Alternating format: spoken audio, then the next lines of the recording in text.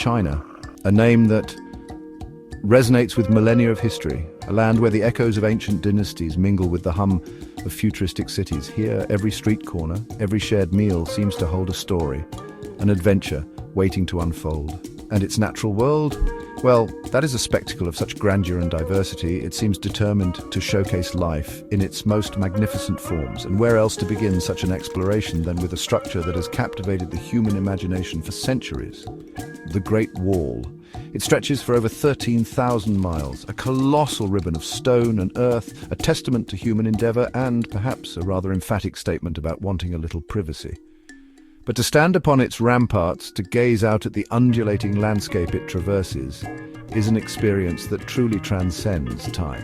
So let us embark, shall we? Our journey through some of China's most iconic wonders begins now. Our first destination lies in the heart of Beijing, a city that has been the political and cultural center of China for over 8 centuries. Here, behind imposing vermilion walls and beneath roofs of imperial yellow, lies the Forbidden City. For nearly 500 years, this vast complex served as the home of emperors and their households, the ceremonial and political nucleus of Chinese government. To step through its gates is to step back into a world of intricate ritual and immense power, a world largely hidden from ordinary eyes for centuries. The sheer scale of the Forbidden City is almost overwhelming.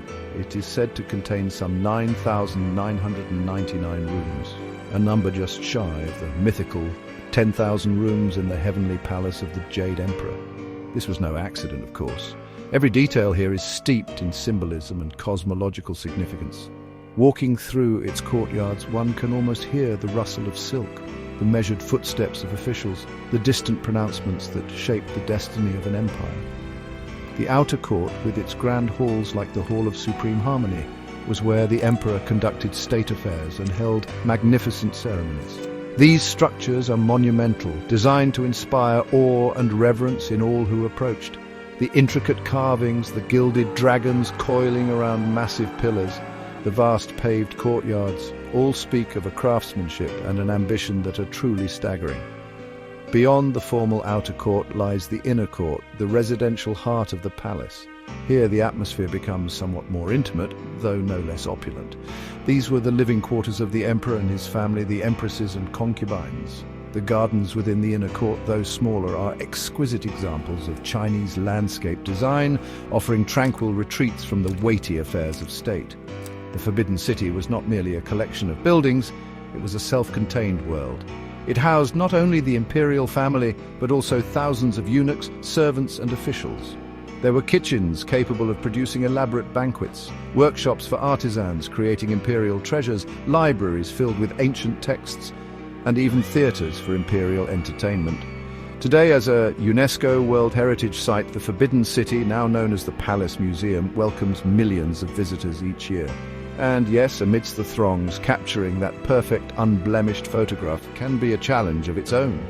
Yet even with the crowds, the spirit of the place endures. There are quiet corners to be found, moments where the grandeur and the history can truly sink in, allowing one to feel the pulse of centuries past.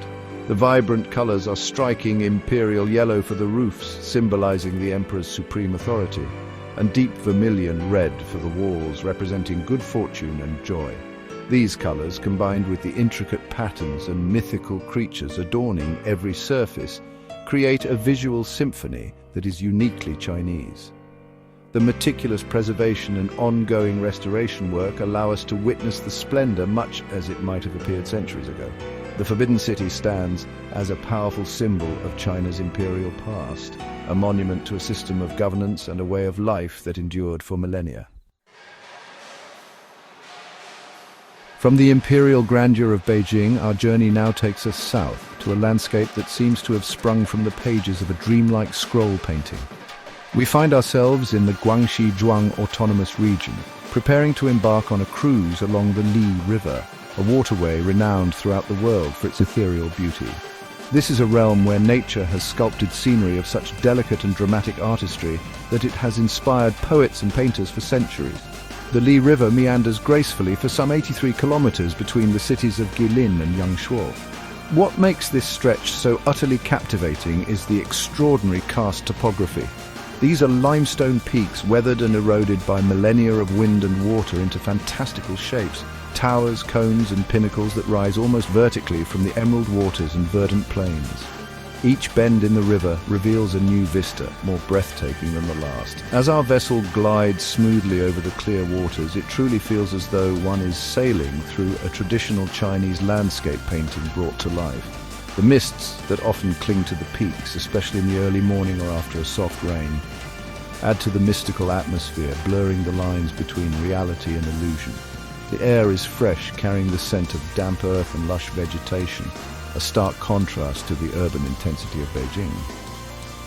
Look closely at the formations themselves. Many have been given evocative names based on their resemblance to animals, mythical figures or everyday objects.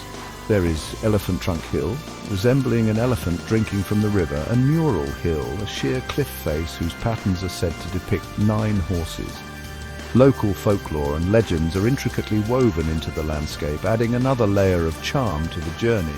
The river itself is a lifeline for the communities along its banks. We may see traditional bamboo rafts poled by local fishermen gliding silently near the shore. For centuries, these waters have provided sustenance and a means of transport. Occasionally, one might catch a glimpse of a cormorant fisherman, a practice that dates back over 1,000 years, where trained birds dive to catch fish. The colours of the landscape are a study in subtle harmony. The deep greens of the bamboo groves and rice paddies that line the riverbanks, the varying shades of grey and white of the limestone cliffs, often streaked with darker hues from mineral deposits or vegetation, and the clear, reflective surface of the river itself mirroring the sky and the towering peaks. It is a palette that soothes the eye and calms the soul. The journey often culminates in the charming town of Yangshuo, nestled amidst the karst peaks. Yangshuo itself offers a different pace, a more relaxed atmosphere, with opportunities to explore the surrounding countryside by bicycle, or to hike up to viewpoints for even more spectacular perspectives of the limestone forest. The Li River experience doesn't end when the boat docks, it merely transitions into new ways of appreciating this magical landscape. The fishermen with their cormorants, if you are fortunate enough to see them, offer a glimpse into a traditional way of life that is slowly fading. As the light changes throughout the day, so too does the character of the Li River. Chapter 3. The Bund, a Symphony of Eras. Our journey now transports us to a city that epitomizes China's dynamic embrace of the future while still bearing the indelible marks of its complex past, Shanghai. And within this sprawling, vibrant metropolis, there is one particular stretch of waterfront that serves as a dramatic stage for this interplay of history and modernity, the Bund. This is where the story of modern Shanghai truly began to unfold. Stretching for about a mile along the western bank of the Huangpu River, the Bund, or Weiten as it is known in Chinese, presents a formidable skyline of early 20th century European-style buildings. These grand edifices, once housing powerful international banks, trading houses and consulates, speak of a time when Shanghai was a burgeoning global financial hub, a Paris of the East, intricately linked with the currents of international commerce and colonial ambition. The architectural styles are a fascinating miscellany: Gothic, Renaissance, Baroque, Neoclassical, Art Deco. Each building tells a story of the aspirations and influences of the nations and corporations that built them. The former Hong Kong and Shanghai Banking Corporation building, with its imposing dome, or the Customs House, with its iconic clock tower known as Big Qing, are just 2 examples of this grand architectural parade. They stand as proud, if sometimes controversial, monuments to a pivotal era in Shanghai's history. Across the Huangpu River, however, lies a starkly different vision. The Pudong district, once marshland and modest dwellings, has in just a few decades transformed into a forest of futuristic skyscrapers. The Oriental Pearl Tower, with its distinctive spheres, the Jin Mao Tower, resembling a gleaming pagoda, the Shanghai World Financial Center with its bottle opener aperture, and the towering Shanghai Tower spiraling towards the heavens. These are symbols of China's economic miracle and its bold ambitions for the 21st century. To stand on the Bund, therefore, is to witness a truly extraordinary juxtaposition. On one side, the solid historical weight of colonial-era architecture. On the other, the glittering, almost fantastical skyline of modern Pudong.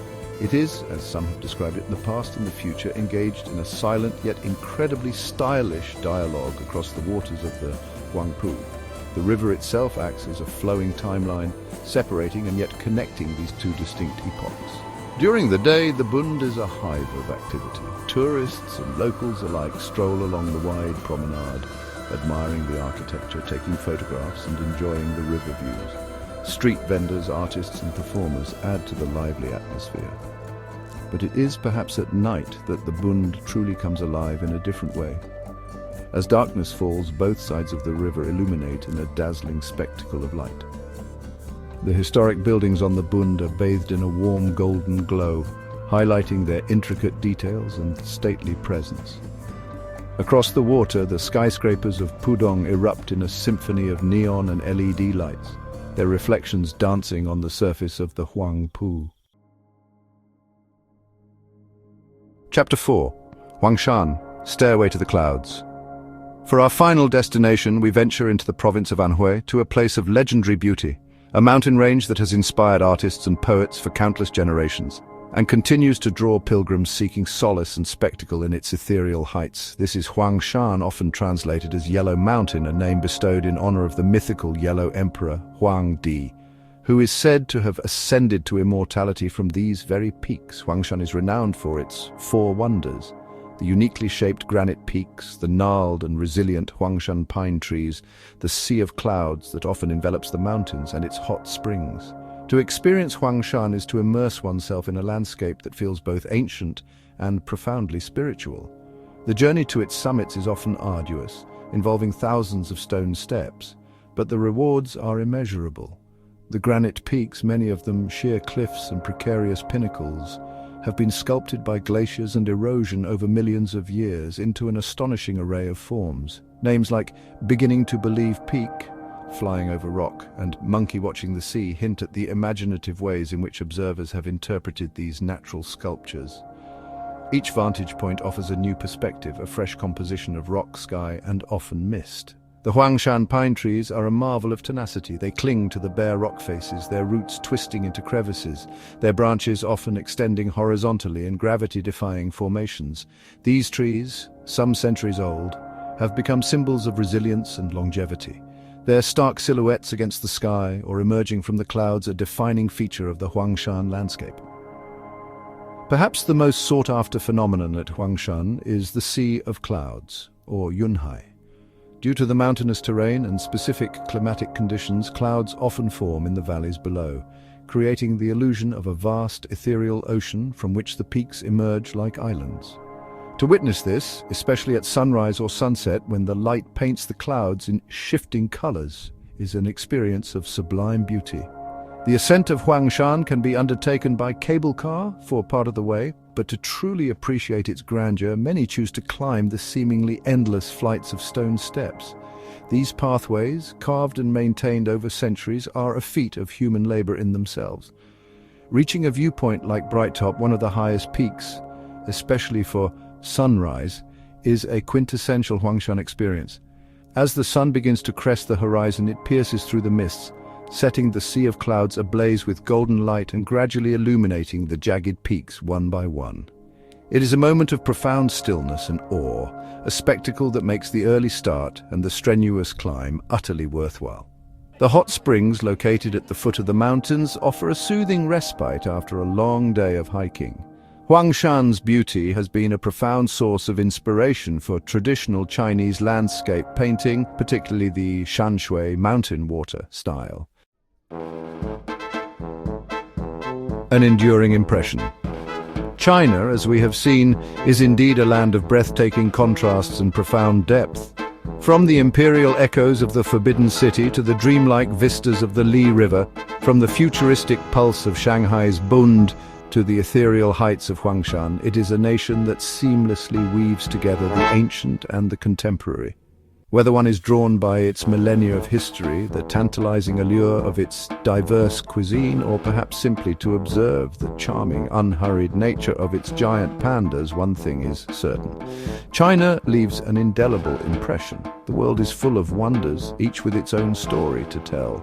And the more we explore, the more we understand not only the diverse beauty of our planet, but also the shared human experiences that connect us all.